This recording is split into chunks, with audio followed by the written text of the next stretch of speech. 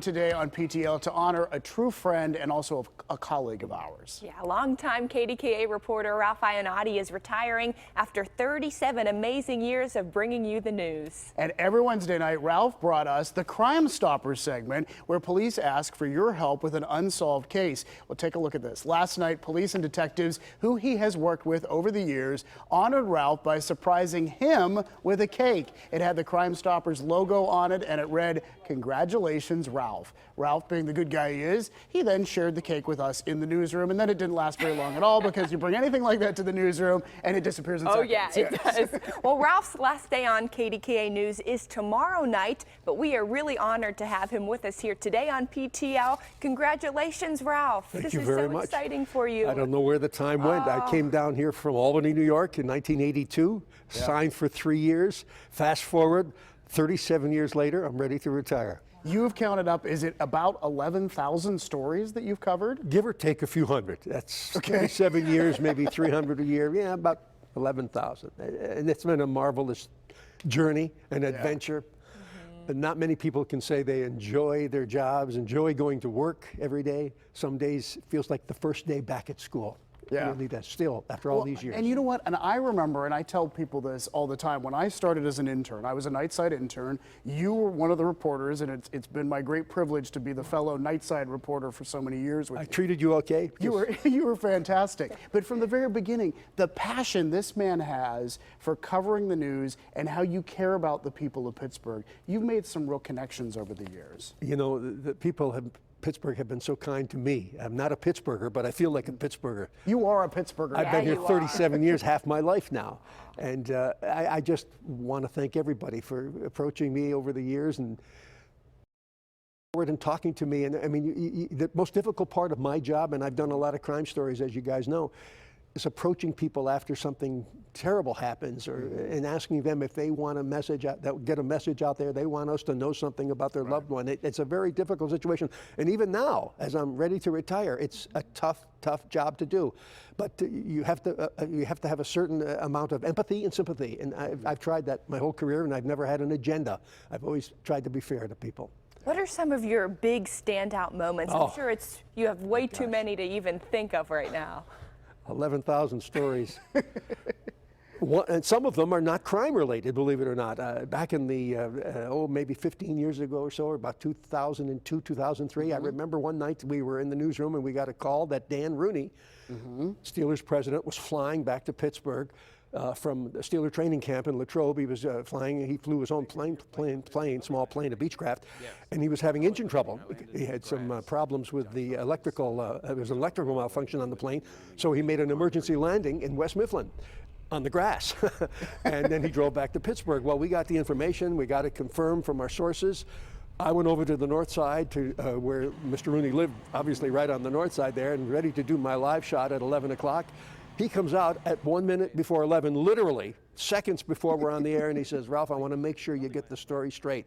And we did a live interview with him. He wasn't injured. His plane was damaged, but he continued flying. He flew back to, on another plane, of course, flew back to a training camp, if I remember correctly, the next day. But it was a funny story, and he comes out of his house, right? He said, "I want to give you the right story, Ralph. Make sure you get the facts straight." And you know what? And I bet half of it was, and I remember that night, it's Ralph Iannotti. It's out there. That's why he came out to talk to you, because really, you do such an outstanding job that, you know, and there was another time that really drives home the significance, the impact you've had on Pittsburgh.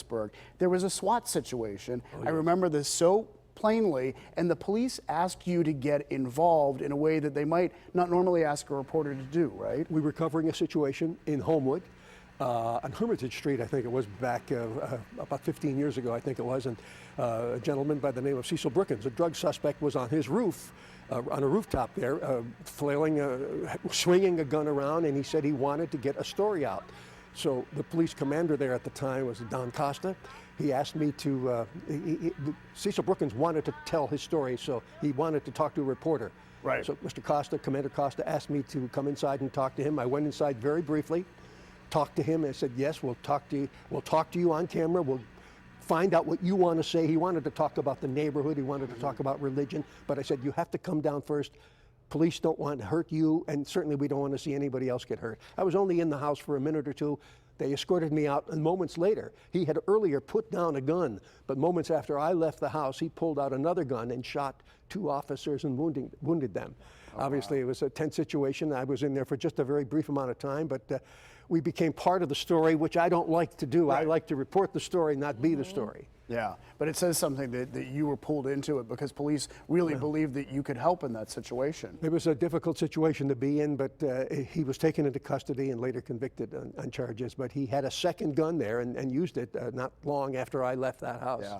Well, we talked earlier. I know you got the opportunity to work with Ralph every night, but when I interned, I also had so many memories going out with Ralph. You just treated me so well, and I'll never forget that. I want to look at you over the years, your entire career at KDKA, the changes and where you started changed just from. a little bit, Just Ralph. a little bit. A little bit.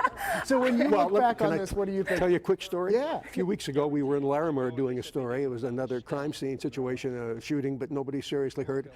A fella comes out of his house and he looked at me and he says, "I remember you when I came back from Vietnam. I was watching you on TV," and I said, "Wait a second. I've been here a long time, but not quite that long. I didn't start in the 60s or 70s. It was 1982. I didn't get the gentleman's name, but he was really funny. He came up to me and he said, "I remember you when I came home from Nam." And I said, "No, not quite. A long time, but not quite that long." Yeah. Is it hard to walk away? You know, the toughest part was making the decision. Once I decided in my own mind that it was time to try something new, travel a little bit, and spend some time upstate with my family. I still have sisters and some nephews and cousins upstate New York near Albany. But it wasn't a difficult decision. I'm going to miss the people I work with because we work, as you guys know, with a very talented bunch of people. We sure do. Talented, creative, very professional. I'm going to miss that day-to-day stuff because they put up with my moods and my attitude changes, and they helped me. They made me a better person and a better reporter. Ralph, we just want to thank you because you have made such a contribution, not only to KDKA, but really the whole city of Pittsburgh. And certainly we are honored to call you our friend. And so we have something for you here. So we have a PTL t-shirt, so you can wear this in retirement, Okay. and then a PTL mug so you can get up and watch us now at 9 a.m. Well, thank you very much. every day. It's Thank been you a for being pleasure. here. Thank you very much. Yeah. Both of you. You're a special guy. We appreciate you. Congratulations. Thank you. All right, well, coming up next, we will move over into the kitchen. We are cooking with Chef Bill Fuller, a dish that Bill says is light and easy for summer meals. Sounds great already. And then stay with us for your PTL weekend planner filled with lots of free events for weekend fun. That and more coming up next when PTL returns.